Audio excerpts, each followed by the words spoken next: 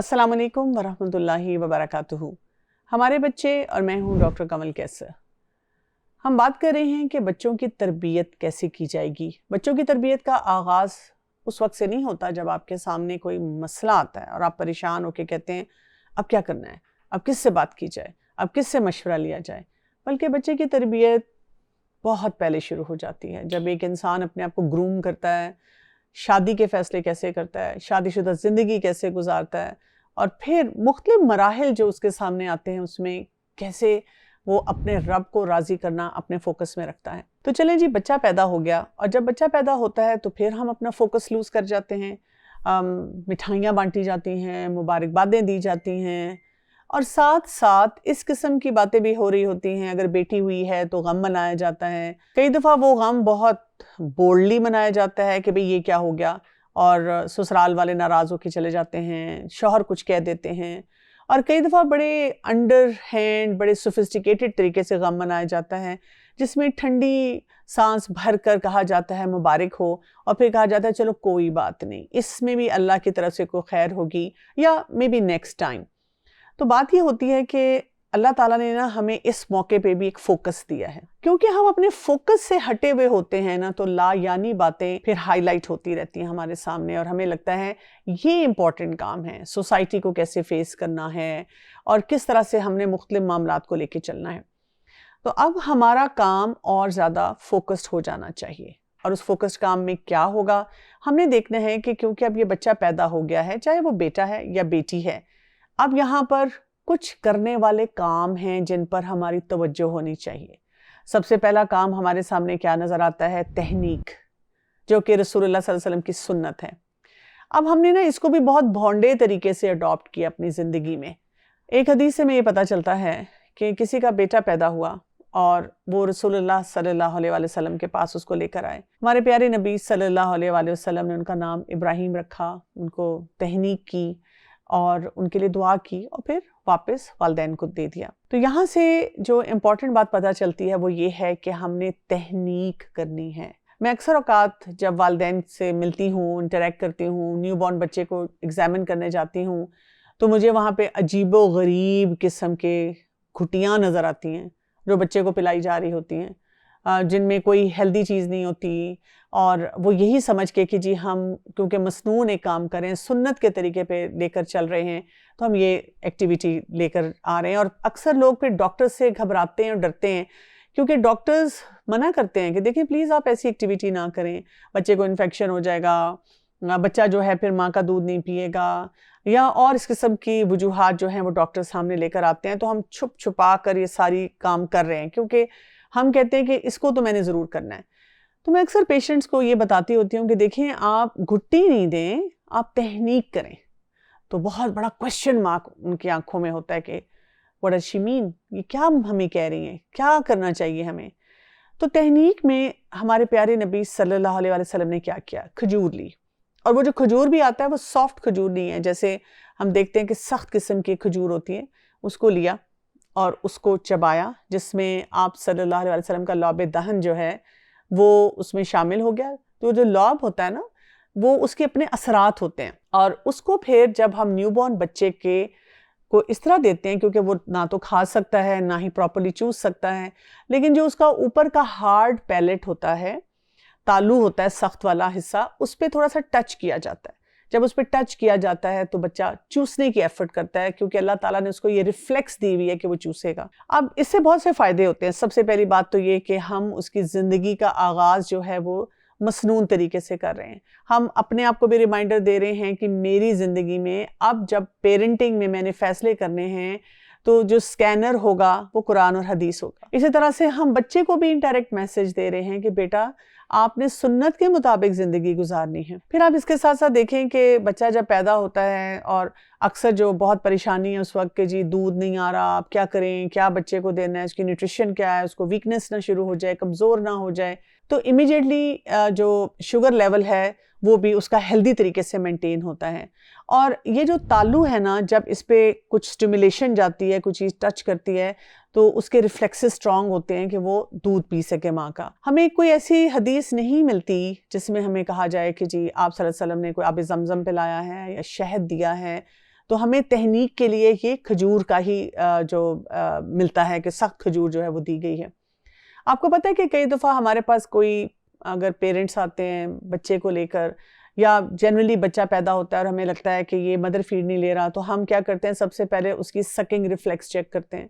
اور وہ چیک کرنے کا بھی طریقہ یہ ہوتا ہے کہ آپ ظاہر ہے ہاتھ دھو کر اپنے اسٹرلائزڈ ہاتھوں کے ساتھ آپ اپنی انگلی جو ہے اس کے تالو پہ ٹچ کرتے ہیں۔ اگر بچہ فوراً چوسنا شروع کر دے اس کو، تو اس کا مطلب ہے کہ اس کی سکنگ ریفلیکس ٹھیک ہے، وہ بچہ بیمار نہیں ہے اور وہ دودھ پی سکتا ہے۔ ہاں، اگر جب تالو کے ساتھ کچھ ٹچ کیا جاتا ہے اور وہ کوئی رسپانس نہیں دیتا، تو اس کا مطلب ہے کہ اس کے اندر کسی قسم کا انفیکشن چل رہا ہے اور اس کو ہم نے مینیج کرنا ہے۔ تو سبحان اللہ، ہمیں جو طریقہ تہنیک کا بتایا گیا ہے، جب ہم اس کو اختیار کرتے ہیں تو پھر اس طرح کے چیلنجز نہیں ہوتے۔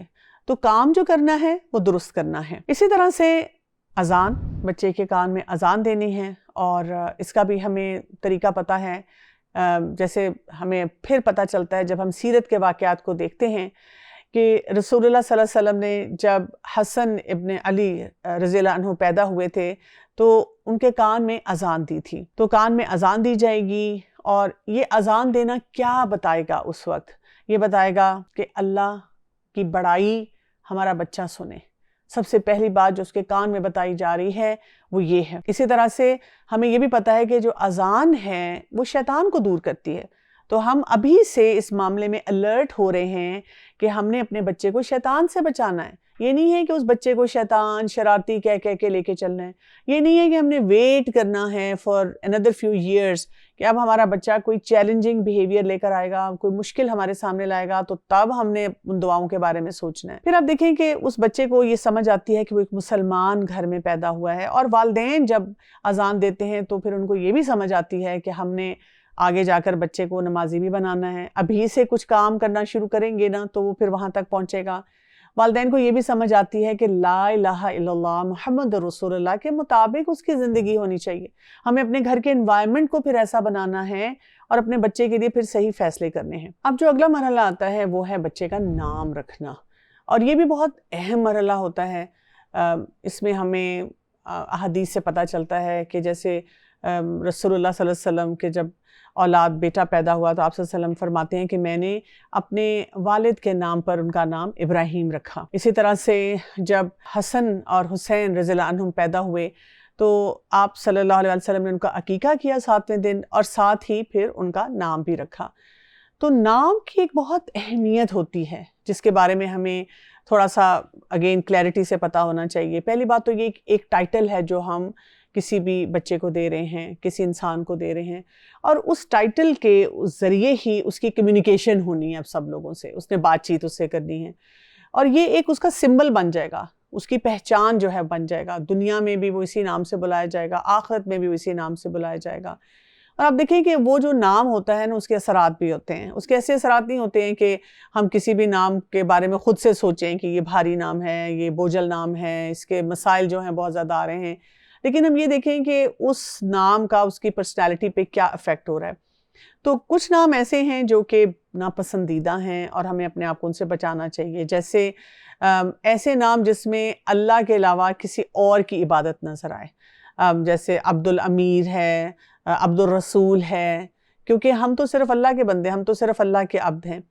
اسی طرح سے ایسے نام جو کہ اللہ تعالیٰ کی صفات پہ ہوں اور وہ صرف اللہ کو ہی سوٹ کرتے ہوں، یعنی وہ ہم کسی انسان کے لیے نہیں ہے۔ جیسے کسی کا نام آپ رحمان رکھ دیں، آپ الرازق رکھ دیں، اور آپ جو ہے خالق رکھ دیں، تو یہ والے نام جو ہوتے ہیں یہ اللہ تعالیٰ کے لیے مخصوص ہیں۔ پھر ایسے نام جو کہ کفار کی طرف اشارہ کرتے ہیں، ایسے نام جن کو پسند نہیں کیا گیا، جیسے ایک شخص رسول اللہ صلی اللہ علیہ وسلم کے پاس آیا تو اس کا نام حرب تھا، یعنی جنگ، تو آپ صلی اللہ علیہ وسلم نے اس نام کو پسند نہیں کیا بلکہ بدلا۔ اچھا، ایسے نام رکھنا بھی مکروہ ہے، جیسے وہ افراد جن کے کوئی ہمیں مورل سٹینڈرڈز نہیں نظر آتے۔ آج کل آپ دیکھیں کہ کوئی بھی سوشل میڈیا انفلوئنسر ہو، کئی دفعہ میں نے دیکھا ہے کہ کوئی نام، میں پیشنٹس کو چیک کر رہی ہوتی ہوں نا، تو کسی بچے کا نام بار بار وہی نام آ رہا ہوتا ہے، تو سمجھ آ جاتی ہے کہ اس وقت کوئی ٹی وی میں یا کہیں پر کوئی ایسا ڈرامہ چل رہا ہے، ایسی مووی چل رہی ہے، یا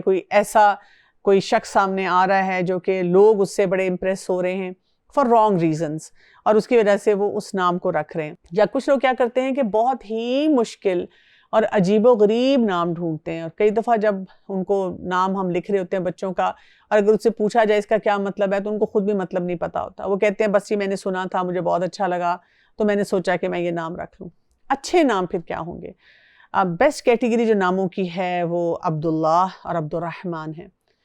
لیکن یہ کہ یہ دیکھنا ہوتا ہے کہ جب ہم ایسا نام کوئی رکھتے ہیں تو عام افراد جو ہیں پھر وہ پورے نام کے ساتھ بلائیں, یا ایسے نام رکھنا جس سے پتہ چلے کہ جی آپ تو اللہ کے بندے ہیں. جیسے اللہ تعالیٰ کی کوئی بھی صفت آپ نے لی, کوئی بھی صفاتی نام لیا اور اس کے ساتھ پھر عبد لگایا اور پھر جب بھی بلایا تو وہ پورا نام بلایا.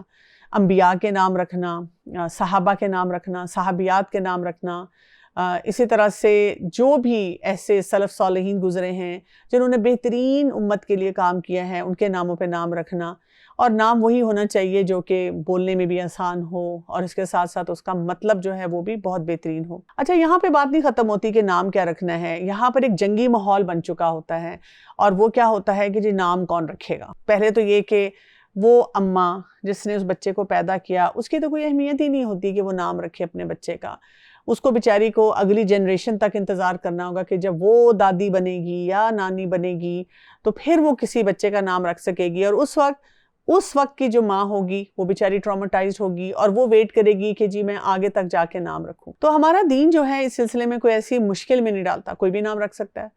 ظاہر ہے ہمیں اپنے بزرگوں کو اہمیت دینی چاہیے, ہمیں ان سے پوچھنا چاہیے, ان کے شوق کو دیکھنا چاہیے کہ وہ کوئی نام پسند کرتے ہیں. کئی دفعہ اپنے والدین کے نام کو لاتے ہیں یا کوئی نام ان کو بہت اچھا لگ رہا ہوتا ہے اور وہ بتاتے ہیں.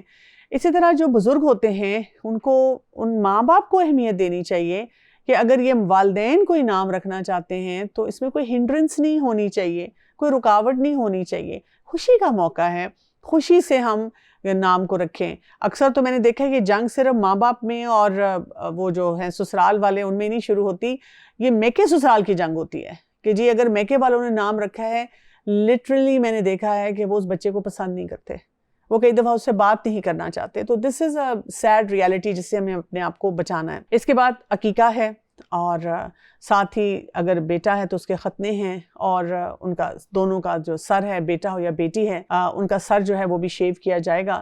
یہ سنت کا طریقہ ہے اور اس کو ہم لے کر چلتے ہیں. عقیقے پہ بھی بہت جھگڑے ہیں جی.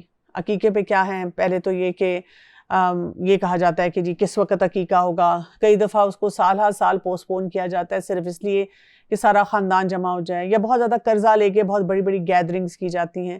ویسے تو اگر کوئی ڈیلے کرنا چاہتا ہے اس میں کوئی حرج نہیں ہوتا, لیکن فار رانگ ریزن اس کو ڈیلے نہیں کرنا چاہیے. فار رانگ ریزن لوگوں کو شو آف کرنے کے لیے بھی اس کو بہت بڑے فنکشن نہیں کرنے چاہیے. آپ اگر چاہیں تو بہت آسانی سے آپ جو ہے عقیقے کا جب آپ کرتے ہیں تو وہ جو گوشت ہے اس کو کچا گوشت بھی لوگوں میں تقسیم کر سکتے ہیں تاکہ لوگ اپنے حساب سے بنا لیں. بس ہمیں یہ یاد رکھنا ہے کہ بیٹے کے لیے 2 بکروں کی قربانی ہوتی ہے اور بیٹی جو ہوتی ہے اس کے لیے 1 ہوتی ہے.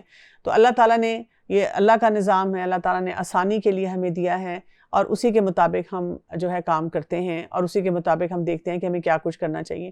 تو 7ویں دن تک ہمیں یہ کام کر کے نام بھی رکھ لینا چاہیے. اور اس میں یہ کہ جو بال اترتے ہیں اس میں تھوڑا سا جو صدقہ ہوتا ہے اس کے مطابق دے دیا جاتا ہے. اب آپ یہ دیکھیں کہ جب آپ یہ سارے جو مسنون طریقے ہیں اس وقت کر رہے ہوتے ہیں تو بہت ساری توہمات سے آپ بچ جاتے ہیں. بہت ساری ایسی باتیں جو کہ فوکس میں نہیں ہونی چاہیے آپ اس سے پیچھے ہٹ جاتے ہیں. یعنی کوئی کیا کر رہا ہوتا ہے کہ کوئی لوہے کی چیز لا کر بچے کے سامنے رکھ رہا ہوتا ہے کہ اس کو رکھو, کوئی نظر اتارنے کے لیے کالے دھاگے باندھ رہا ہوتا ہے, کوئی کہتا ہے کہ اچھا جی کسی بزرگ پیر صاحب کے پاس لے کر جاتے ہیں, ان سے پوچھتے ہیں کہ جی کون سا نام اس کے لیے صحیح ہے, کون سا بوجھل ہے, بھاری ہے. ہم ان سب باتوں سے بچتے ہیں. ہمارا دین بہت پریکٹیکل ہے اور ہمارا دین ہمیں سکھاتا ہے کہ کسی بھی موقع پہ اگر ہم مسنون طریقوں کو اپنی زندگی میں انکارپوریٹ کر لیتے ہیں تو وہ زندگی آسان ہو جاتی ہے. اور دیکھیں وہ بچہ جو ہے نا اس کی لرننگ انکانشیسلی اس وقت سے چل رہی ہے اور وہ آگے چلتی چلی جاتی ہے. اور یہاں پر جب ہم سب کچھ کر رہے ہیں نا تو سورہ الانفال کی آیت نمبر 28 کو یاد رکھیے گا. وَاعْلَمُوا أَنَّمَا أَمْوَالُكُمْ وَأَوْلَادُكُمْ فِتْنَةٌ وَأَنَّ اللَّهَ عِنْدَهُ أَجْرٌ عَظِيمٌ. جس میں اللہ سبحانہ تعالیٰ کہتے ہیں ایک وارننگ کا سٹائل ہے کہ یاد رکھو, علم رکھو, سمجھو, بے شک تمہارے مال اور تمہاری اولاد تمہارے لیے ٹیسٹ ہیں, فتنہ ہیں. فتن سے کیا ہے کہ جیسے سونے کو آگ پہ تپایا جاتا ہے اور اس میں سے امپیورٹیز نکل جاتی ہیں، تو اب بچہ جب انسان کی زندگی میں آ گیا ہے نا، تو یہ ایک ٹیسٹ ہے، یہ ہمیں پیور کرے گا، ہمیں بار بار بتائے گا کہ کیا تم خالص ہو یا لوگ کیا کہیں گے، ان پریشرز میں اپنے بچے کو پال رہے ہو۔ تو اس پہ ہم نے غور و فکر کرتے رہنا ہے، ہر وقت کی ہماری یہ جنگ ہوگی کہ بیلنس کیسے اسٹرائک کرنا ہے، کہاں پر ہم دیکھ رہے ہیں کہ ہمارا بچہ پس رہا ہے، کہاں پر ہم دیکھ رہے ہیں کہ سوسائٹی کا پریشر ہمیں پیس رہا ہے، کہاں پر ہم نے دیکھنا ہے کہ ہم اللہ کے حکم سے تھوڑا سا پیچھے ہٹ گئے ہیں، ہم بہت سی سنتوں پہ کمپرومائز کرنا شروع ہو گئے ہیں، کیونکہ ہم نے تو اس اجر کی طرف جانا ہے، اس بڑے اجر کی طرف جانا ہے جو اللہ تعالیٰ کے پاس ہے نا۔ دنیا میں ہو سکتا ہے کوئی انسان کا لاس بھی ہو جائے، لیکن آخرت کا لاس نہیں ہونا چاہیے۔ سو بی ویل پریپیئرڈ۔ ابھی آگے بہت سارے ایک رولر کوسٹر رائڈ ہے جس پہ ہم نے جانا ہے، کیونکہ ہر عمر کی ایک ڈیفرنٹ ریکوائرمنٹ آنے والی ہے، اور اب ہم ان پہ بات کریں گے کہ کیا کیا بچوں کے ساتھ کس کس ایج میں معاملات ہوتے ہیں، اور ہم نے ان بچوں کو اللہ کے حکم کے مطابق کیسے پالنا ہے۔ اجازت چاہتی ہوں۔ السلام علیکم ورحمۃ اللہ وبرکاتہ۔